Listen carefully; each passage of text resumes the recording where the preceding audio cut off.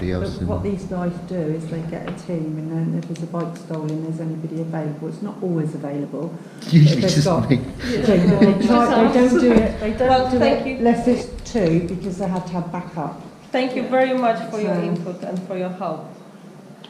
Would you suggest anything about forensics that we could do on the scene if we did have enough Well, time? that would be up to forensics to do, but what we'd only be giving you advice as in how to handle it, how to not to contaminate an area. Obviously, there's certain times where you just, it's unavoidable. You go and move something like, oh, hang on. So just basically if it gloves stayed to there start for would be a good thing. if it stayed, I usually have them on for we don't riding. tend to deploy a CSI on a motorbike. So obviously, it would be really hard to. If my fingerprint was on a bike, in interview I could say, well, yeah, I walked past that bike, I must have accidentally touched it. So just because my fingerprint's on a bike doesn't actually link me to that crime. All I'm saying is if, I don't know, if something's been hot-wired or there potentially are prints on an area that wouldn't be easily accessible to someone just walking past, and that's where we would ask you to be forensically mindful. But it would be about wearing gloves. Obviously, if there was a bit that you think, oh, someone might have touched that, you may The tank usually is a good one. Yeah, you've got oils of the skin that so it's just covering it if it was left out in. We also make wind, sure like to rain or get something the like camera out as soon as we record and record all of the damage, all of the missing parts. So that it's all backed if up. there's nothing where there's like, oh, you recovered our bike, why is this part missing? And that's it. It's Oh, like, we because it didn't was take like that because Yeah, like it's about that. protecting yourself as well, Yeah. which is what we wouldn't want. Although, you know, it's great what you're doing, but obviously you have to safeguard yourself and protect yourself. So one, you don't want to be blamed for any damage, any, you know, Parts go missing. Well, Parts we go missing do or have anything professional like that. mechanics that are in part of, there's a secondary group called Southampton Stolen Motorcycle Recovery, and that's got all the stuff, the paperwork that we're going to get around to do tomorrow. Well, the majority of it is all on film, but we need to have them files all put away. That's the hard bit, trying to get everyone's fingers to be pulled out. so we agreeing for ASB as the first one, second theft of vehicle, and third one residential burglaries, including shed breaks. Is that okay? I was going to ask, the greatest increase of all the types of crimes here seems to be in robbery. Yeah. Increases. Now, can you explain, is that people being mugged in the street or what? Yeah. Why has it increased so dramatically compared to others?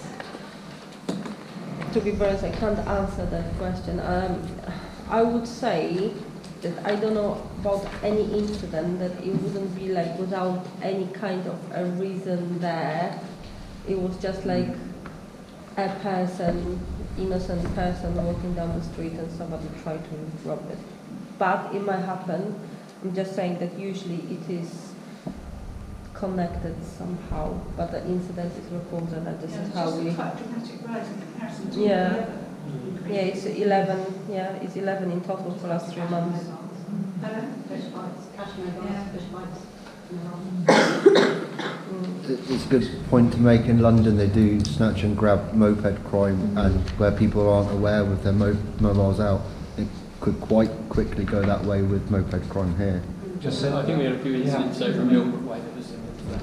Yeah. So, yeah, it's Like my fear. it's a concern, but it's about with the stuff like that. I think it'd be more about education on how people. It's usually opportunistic crime. Yeah, it's not something. It's not something you can. prevent. Yeah, it's not really that preventable. The only way we can prevent it is by educating people how to just be a bit more aware of themselves on the street.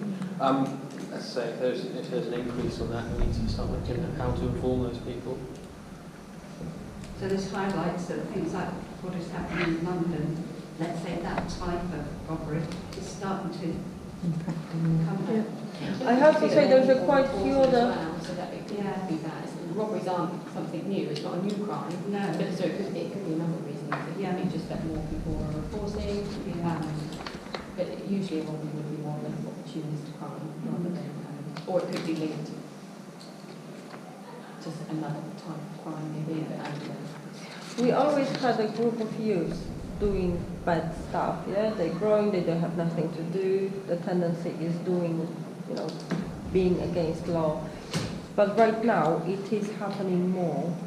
And they are aware of us, they don't care. The courts are not very helpful. They're not slapping on the wrist anymore, which is really not good.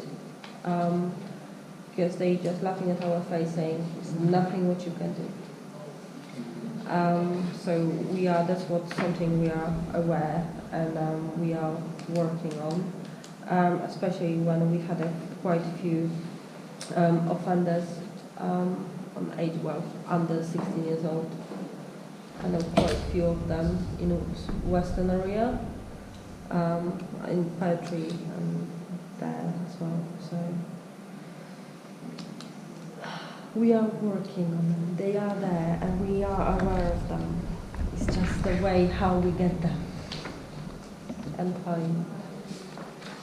But surely the courts have got to have a criteria to work to. Are they not working to them? Are they not, or is there not enough evidence to convict these people? Usually there is not enough evidence. No, They are all the victim support. Sometimes happening that, for example, we have a group. They're not the worst children on the whole wide world, but they are a little bit naughty, and sometimes the word of advice and keeping them occupied and just, they know us, we know them by name, we know their parents, and sometimes it's just better if you visit the parent and the parents will have their go.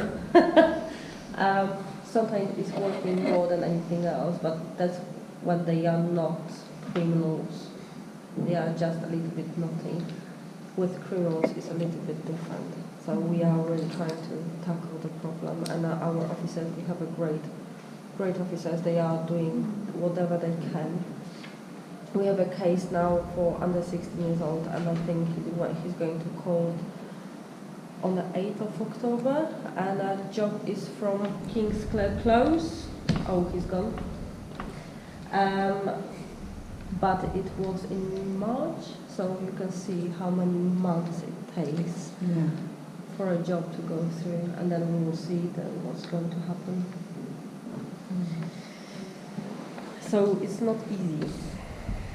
I'm sorry, but it's I know, because I did a bit of work at CPS a few years ago. So I did a crime fighter course. We have a few officers, we have a few restricted officers. Yours, me, we have Charlie and Charlotte at the moment. Yeah. So hopefully I will be restricted only for the next couple of weeks, or 3 weeks, and that's it. Can't wait really. But we don't have many officers on the beat.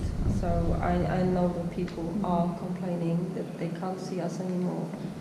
But our guys in uniforms, they are just constantly going from the job to a job, through the job, ending with the job, and there is no more time for just patrolling, which is not I think with the kids, it just seems to me now that there is absolutely zero consequence for anything they do. We do struggle it's to all this p.a.c.t, you know. I always say when I was a kid, but when I was a kid, I would be dragged home by a policeman if I'd done something wrong. I would get clipped round the ear. Oh yeah, my mum would actually kill me.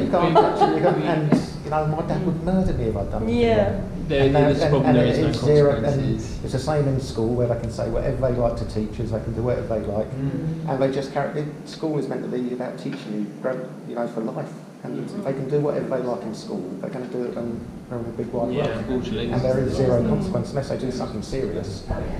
Yeah, that's the problem. A lot of the time, a lot of our time is managing youths that are out of control, pretty much, and we struggle with that because there is no. It doesn't take a lot from to just cross that line from where they're just being a little bit antisocial to mugging someone, just stealing their phone. And the consequences we have got for them aren't necessarily the best ones, so it doesn't really work out. National service was no good. When I went to one parent,